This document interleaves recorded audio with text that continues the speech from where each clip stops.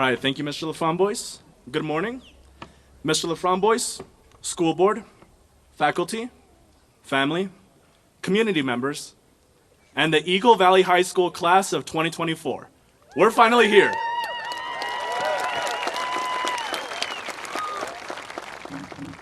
My name is Alvaro Marin Garcia, or Mr. President according to a few people, and it is a great honor to stand before you today as the valedictorian for the Eagle Valley class of 2024. Mr. Laframboise trusts that I won't say anything too shocking or offensive or incorrect, like Battle Mountain is a better high school. Before I begin, I'd like to thank my parents and family, namely my 3 older siblings, Jose, Sarai, and Maria, who set the example of achieving academic success for me. I'd also like to thank all the teachers who've supported me along the way, namely Ms. Hildred, Mr. Steiner, Mr. Stoneking, Ms. Unavi, Ms. Remke, and Ms. Rivera. Finally, thank you to all the innumerable friends and mentors who've supported me as well. The great American philosopher and storyteller, Eminem, once posited, "Look, if you had one shot or one opportunity to seize everything you ever wanted in one moment, would you capture it or just let it slip?" As valedictorian, you don't need me to tell you that I have made sure to capture every opportunity and make sure that what I wanted didn't slip from my grasp. But I will tell you anyway because I'm valedictorian. From the lunchtime conversations, the goofy Alvaroisms with my speech and debate teams, the endless minutes of laughter with the Duels executive team, the nights of soccer with my COPA team, the Crockpot, the feeling that I was robbed after buying my prom ticket, to the late nights on FaceTime with Joel, Sonam, and Fabricio getting our schoolwork done while also talking about literally anything else, I'm grateful that I got to go to Eagle Valley with you all, here in this quaint little mountain town of Gypsum, Colorado. So, what did these 4 years of work actually mean at the end of the day? It is best described through my experience on December 1st, when I found out that I got into Williams College, the #1 liberal arts college in the country, with a full ride scholarship.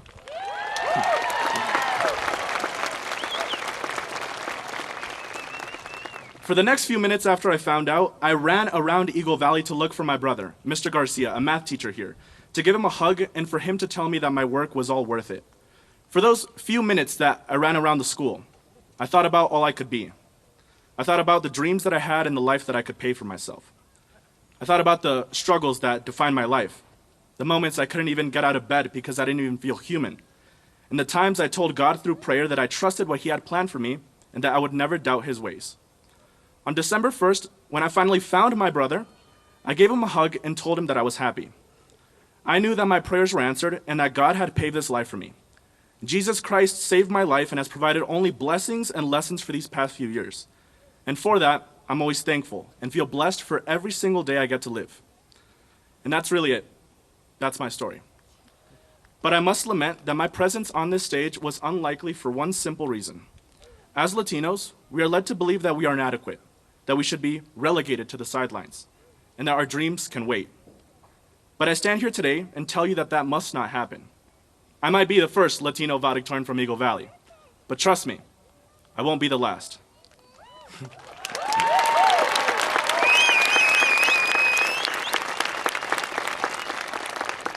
As much as it seems like I'm the only one wearing this medal, this isn't just my accomplishment. It is the accomplishment of all the mentors and friends I've had throughout my life. It is the accomplishment of my family who've supported me every step of the way, and it is the accomplishment of everyone who showed me kindness and understanding at times when I've needed it most. I've been told that my successes as a brown kid with a foreign last name are emblematic of the American dream, but it doesn't begin with me. Instead, the American dream began with my parents. My father is from Calvillo, Aguascalientes in Mexico. He first visited the US as a teenager, and under President Reagan in the 1980s, he was able to get residency as an agricultural worker. He brought his family to the US in 2003 with the belief that the American dream could be achieved for his young children.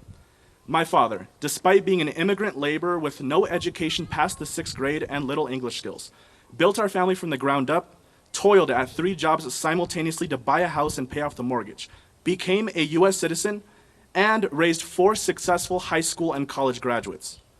My mother was also born in Calvillo, and she is a strong survivor of profound trauma, having lost both of her parents at a young age, being forced to work after completing 6th grade, and successfully conquering mental illness. She is the strongest woman I will ever get to know, a profound example of strength, integrity, and hard work. In fact, Let me say it in Spanish so my parents can understand. El sueño americano comenzó con mis padres. Mi padre nació en Calvillo, Aguascalientes, en México. Visitó a los Estados Unidos por primera vez cuando era adolescente y bajo el mandato del presidente Reagan pudo obtener la residencia como trabajador agrícola. Trajo a su familia a los Estados Unidos en 2003 con la creencia de que el sueño americano podría ser alcanzado para sus hijos pequeños. Mi padre, a pesar de ser un inmigrante sin educación más allá del sexto grado y con pocas habilidades en el inglés, construyó nuestra familia desde cero. Trabajó en 3 empleos simultáneamente para comprar una casa y crió a 4 graduados exitosos de preparatoria y universidad. Mi madre también nació en Calvillo y es una sobreviviente de un trauma profundo, habiendo perdido a sus 2 padres a una edad temprana, viéndose obligada a trabajar después de completar el sexto grado y superando con éxito la enfermedad mental. Ella es la mujer más fuerte que jamás conoceré, un ejemplo profundo de fuerza, integridad y trabajo arduo. Mi madre y mi padre, en un esfuerzo cooperativo, establecieron las condiciones para que yo me atreviera a buscar la excelencia. Y para todos los hispanos en la audiencia, aunque yo he perseguido la excelencia a mi manera, podemos emular ese ejemplo entre los jóvenes latinos y latinas de este valle y de todo el país que se sienten olvidados, que se sienten insuficientes y que se sienten que serán relegados a un segundo plano en sus vidas. Lo diré con confianza aquí hoy. No podemos permitir que eso suceda. Debemos promover la excelencia latina y trabajar con los mismos valores de esfuerzo y resiliencia que definieron la lucha de nuestros padres. Para ponerlo muy sencillo, la canción El privilegio de amar lo explica bien. Di lo que sientas, haz lo que piensas, da lo que tengas y no te arrepientas. Y si no llega lo que esperabas, no te conformes, jamás te detengas. Pero sobre todas las cosas, nunca te olvidas de Dios. Finally, I'd like to take some time to impart some wisdom to you all. But since at this point you're probably tired of just looking at me, I'm going to utilize some people to help make my point. The first lesson I'd like to share is to be brave. I invite my brother Jose Marin Garcia to stand up at this time. He's right there, everybody.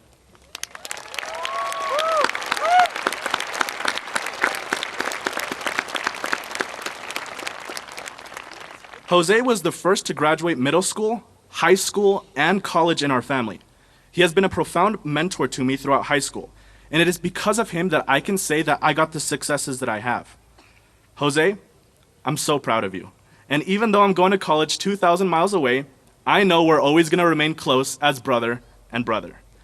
His bravery to do something so unknown in our family, to take that initial risk, created a profound example that his 3 younger siblings followed to achieve success. So, to my fellow graduates, be brave, do something that scares you, and test your comfort zone. You'll be amazed by how much you'll learn and grow. The second lesson is to embrace the struggle. I invite my parents to stand up at this time. Where are they? Are they around here? Oh, there they are.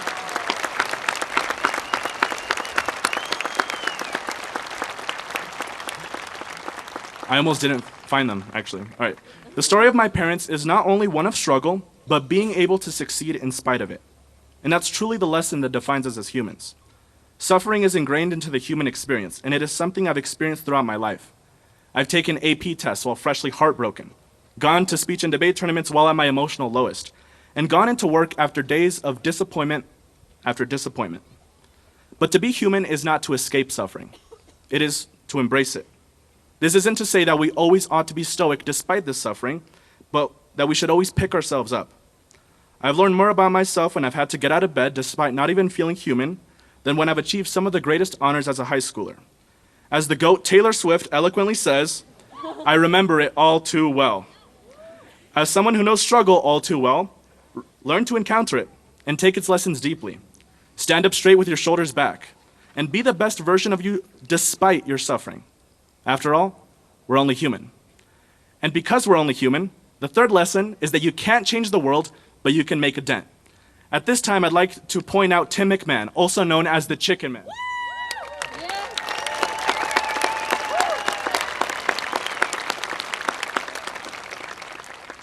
The Chicken Man is a local activist in our county who advocates for workers, for mental health awareness, and for issues we otherwise wouldn't have known about.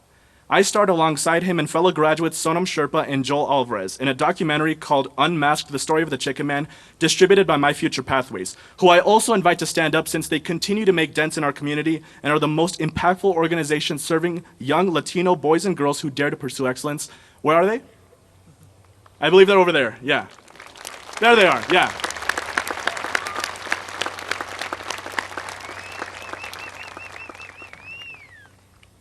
One of the main quotes and themes of the documentary was that you can't change the world, but you can make a dent. Looking individually, we can't end war or redefine global political affairs. We can't settle the Drake and Kendrick beef or the Taylor v. Kanye dilemma, but we can make individual differences within each other's lives. We can lift each other up, speak our truths, and spread kindness to everyone, not just those in our immediate social circles. Doing just that little can put that dent in the world that we so desperately need. And hey, if enough people do it, maybe we can change the world. We just have to use our power of speech. And perhaps no one is best at teaching kids to harness their power of speech, quite like my speech and debate coach, Miss UNAVY, who I also invite to rise at this moment.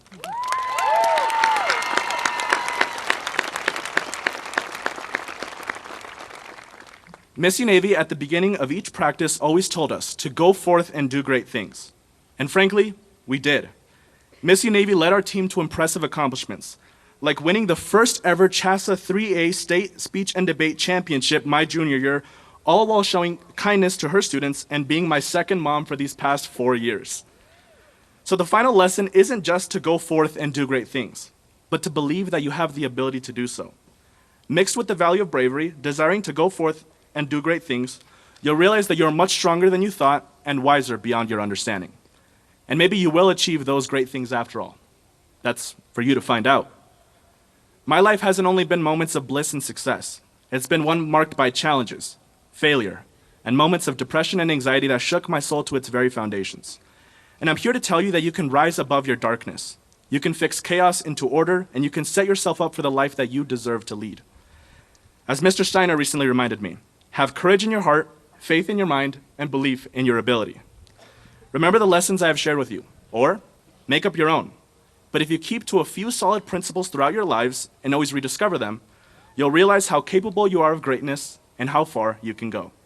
So, to answer Eminem's eternal question on capturing or letting your shot slip, the answer? Always take it. But do it for you. You deserve it. And only then, we can dare to be brave, dare to embrace the struggle that defines our lives, dare to make a dent in the world, and dare to go forth and do great things. And that truly is as simple as it gets. Congratulations, class of 2024. May God bless you all.